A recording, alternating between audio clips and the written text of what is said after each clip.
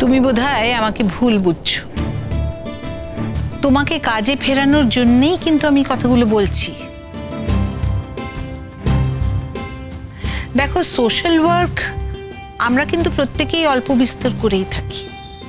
তুমিও করতেই পারো, তবে তোমার নিজের কাজটাকে বজায় রেখে তো তুমি সোশ্যাল ওয়ার্ক করবে। তুমি যে কাজটা করো সেটার থেকে তো তোমার কোনো অর্থ উপার্জন হয় না, বরঞ্চ বোধহয় তোমাকেই টাকা পয়সা দিতে হয়। তা জমা টাকা এইভাবে কতদিন চলবে বলো তো? আর এসে আমার মেয়ে, সে তো দুম করে চাকরিটাই ছেড়ে দিল। অবশ্য তোমার বাড়ির লোকেদের অনুরোধেই ছাড়লো। ও তো বাধ্য মেয়ে, আরো সংসারে শান্তি আনতে চেয়েছিল। অথচ দেখো, ওরই কিন্তু সব থেকে কম শান্তি এলো। তা তোমরা দুটো মানুষ যদি দুজনেই কাজকর্ম ছেড়ে দিয়ে এরকম বসে থাকো, তাহলে তোমাদের চলবে কি করে? আমি তো আপনার মেয়েকে চাকরি করতে বারণ করিনি, আমার সঙ্গে পাহাড়েও যেতে বলিনি ওকে। ওর মতো চাকরি করতেই পারে। হ্যাঁ, তবে আপনি যদি বলেন যে যখন ওকে আমি বিয়ে করেছি তখন ওর ভরণ পোষণের দায়িত্ব আমার, আমি সে দায়িত্ব নিতে প্রস্তুত। এখনো তো চাকরি করি না, কিন্তু বহু বছর তো করেছি। যেটুকু যা জমিয়েছি ওর একার বাঁচার জন্য যথেষ্ট। হ্যাঁ, হয়তো খুব বড় লোকের মতো কিছু দিতে পারবো না, তো একটা মানুষের জীবনে বাঁচার জন্য যে বেসিক স্বাচ্ছন্দ্যটুকু প্রয়োজন সেটা আমি ওকে দিতে পারি। আচ্ছা মা, তুমি হঠাৎ করে এই কথাটা কেন বললে বলো তো? আমি বুঝতে পারছি না। আমি কি তোমার কাছে গিয়ে কমপ্লেন করেছি যে কেন চাকরিটা ছেড়ে দিল? করিনি তো। ও কাজটা করেনি তার কারণ ওর কাজটা করতে ভালো লাগেনি, এই কাজটা করছে তার কারণ এটা করতে ওর ভালো লেগেছে, বাস সিম্পল। আর তাছাড়া সত্যি তো, আমি তো চাইলে চাকরিতে জয়েন করতেই পারি, সে পথ তো আর বন্ধ হয়ে যায়নি বলো। তুমি তো আমাদের একটা মাত্র মেয়ে, আর তোমার জীবনের উপর দিয়ে তো কম ঝড়ঝাপটা যায়নি। তবু শেষ পর্যন্ত যাতে তুমি ভালো থাকো, যাতে তুমি সুখে থাকো, সেইটাই তো আমরা চাইব। আর আমাদের ওই একমাত্র মেয়েকে ছেড়ে এত দূরে থাকতে নিশ্চয়ই আমাদের কম কষ্ট হয় না। কিন্তু তবু ওর যখন বিয়ে হয়ে গেছে তখন তো আমাদের আর কোনো জোর করা চলে না। না না, আমরা মাঝে মাঝে চলে যাব, কতটুকুই বা দূর। যখনই মেয়ের জন্য মন কেমন করবে আমরা গিয়ে মেয়েকে দেখে আসবো, ব্যাস। আর কি চাই? এখানেই বা আমরা মাসে কদিন আসি?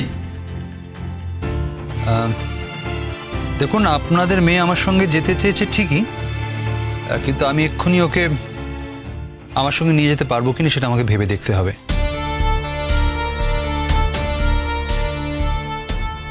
তাই এ ব্যাপারে এক্ষুনি আমি আপনাদের কোনো অ্যাসিওরেন্স দিতে পারছি না। I am sorry. হ্যাঁ, কিন্তু আমি যদি যেতে চাই তাহলে তুমি অস্বীকারও করতে পারো না। কেন পারি না? তার কারণ you are my husband and I am your wife. তুমি যেখানেই যাও না কেন আমি চাইলেই সেখানে যেতে পারি, তাই পারো না? হ্যাঁ পারো। ওখানে তোমার থাকার মতো জায়গা তৈরি করতে পারলে তোমার নিশ্চয়ই নিয়ে যাব। এখনো পারিনি। তুমি এখানে যতটা ভালো আছো ওখানে ততটাই ভালো থাকবে, সে ব্যাপারে আমি এখন নিশ্চিত নই। তুমি ঠিক কি বলতে চাইলে? নাথিং। এখানে তুমি যতটা ভালো আছো এখান থেকে বেরিয়ে গিয়ে অন্য কোথাও, যেখানে শুধু তুমি আর আমি দুজনে থাকবো, সেখানে গিয়ে তুমি এতটাই ভালো থাকবে সে ব্যাপারে আমি নিশ্চিত নই।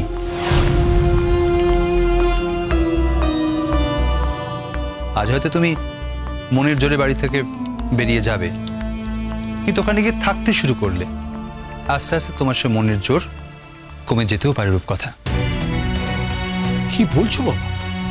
মনের জোর কমে যাবে কি? স্বামীর সঙ্গে থাকলে তো মেয়েদের মনের জোর আরো বাড়ে। স্বামী শব্দটাকে আপনি যতটা গুরুত্ব দিচ্ছেন সবাই যে ঠিক ততটাই গুরুত্ব দেবে তার কিন্তু কোনো মানে নেই আঙ্কেল। ইনফ্যাক্ট আপনার মেয়ে যে তার স্বামীকে খুব গুরুত্ব দেয় তার স্বামী এটা কখনো বুঝতে পারেনি। বোঝানোর সুযোগ পেয়েছিলাম কি? বোঝাবে কি করে? তুমি তো থাকলেই না ওর কাছে। ভাগ্যিস। মানে? না, এই যে 1 বছর আমি বাড়িতে ছিলাম না, তার জন্য আর যেই হয়ে থাক না কেন, তুমি অন্তত লুজার হওনি রূপকথা। তুমি গেইন করেছো। am I right? কি বলতে চাইছো আমি কিছুই বুঝতে পারছি না। ভাবো ভাবো, ভালো করে ভাবো, ঠিক বুঝতে পারবে। আর যদি বুঝতে নাও পেরে থাকো, সো হোয়াট? পৃথিবীতে সবাইকে সব কথা বুঝতেই হবে তার তো কোনো মানে নেই।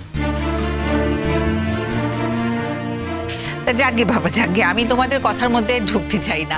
আমি কিছু বুঝতে পারছিও না, আর সত্যি কথা বলতে আমি ওটা কিছু বুঝতে চাইছিও না।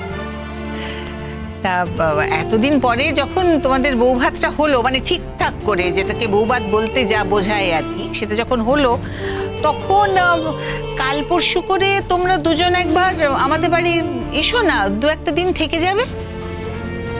হ্যাঁ, অষ্টমঙ্গল এটা তো আমাদের হলোই না। জীবনের কতগুলো রিচুয়াল বাকি থেকে গেছে, একে একে সেগুলো সেরে নিলেই হয়। হিসেব মতো কালই আমাদের অষ্টমঙ্গলা। তুমি যাবে তো কাল আমার সাথে? আমি কথা দিতে পারছি না রূপকথা, তবে তুমি গেলে আমার কোনো আপত্তি নেই। আমি গেলে যে তোমার কোনো আপত্তি থাকবে না সেটা আমি জানি, সে কথা হচ্ছে না। তুমি আমার সঙ্গে যাবে কিনা সেই কথা হচ্ছে।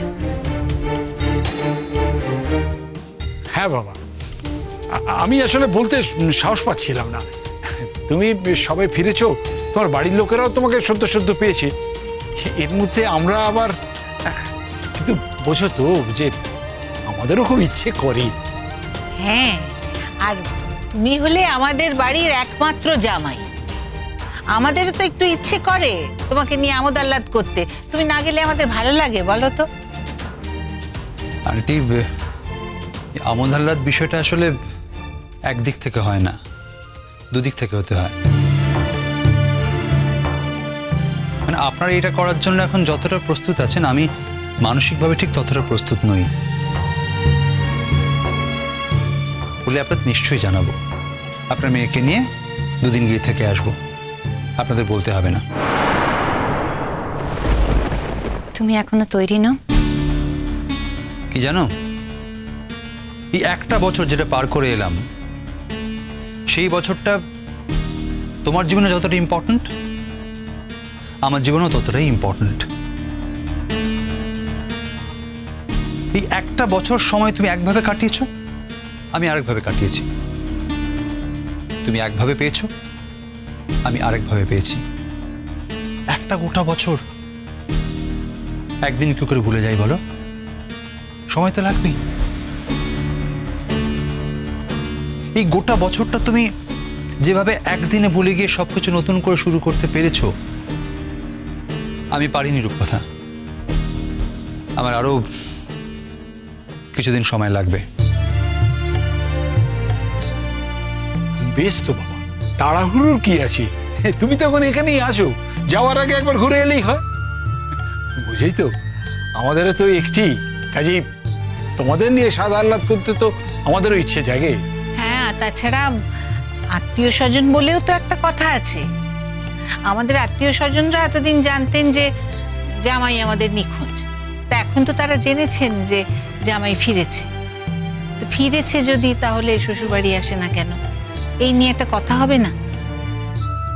কথা তো অনেক কিছু নিয়ে হতে পারে আন্টি, সব কথাকে ধরলে চলে?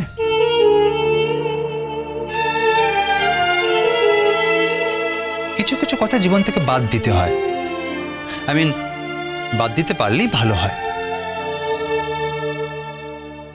এই যে রূপকথা, ওকে সবকিছু মনে রেখেছে? রাখিনি। ভাই যে আমি কি সবকিছু মনে রেখেছি? রাখিনি আন্টি। রাখলে কি আপনাদের সামনে এই মুহূর্তে আমি এতটা নর্মালি কথা বলতে পারতাম?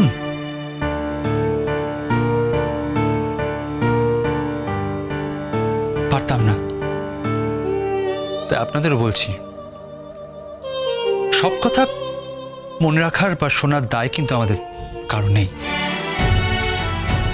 মা, ওকে রিকোয়েস্ট করো না আসার জন্য। দেখো, ওর যেদিন মনে হবে ও সেদিন নিজের থেকে নিশ্চয়ই আসবে, আর আমি এই দিনটার জন্য অপেক্ষা করে থাকবো। সে কি? আমি তো তোমাকে একবারও আটকাইনি। তুমি ইচ্ছে হলে কালই যেতে পারো। ইনফ্যাক্ট চাইলে তুমি তোমার বাবা মার সঙ্গে আজকেও চলে যেতে পারো। না, চাইছি না। ওই যে আমি তোমাকে বললাম আমি তোমার জন্য অপেক্ষা করে থাকবো। আমার বর যখন ফিরে এসেছে তখন আমি কিছুতেই একা ওই বাড়িতে যাব না, বরং আমি অপেক্ষা করে থাকবো। তুমি যেদিন রাজি হবে সেদিন একসঙ্গে আমরা ওই বাড়িতে যাব। তোমার তৈরি হতে যতদিনই লাগুক না কেন।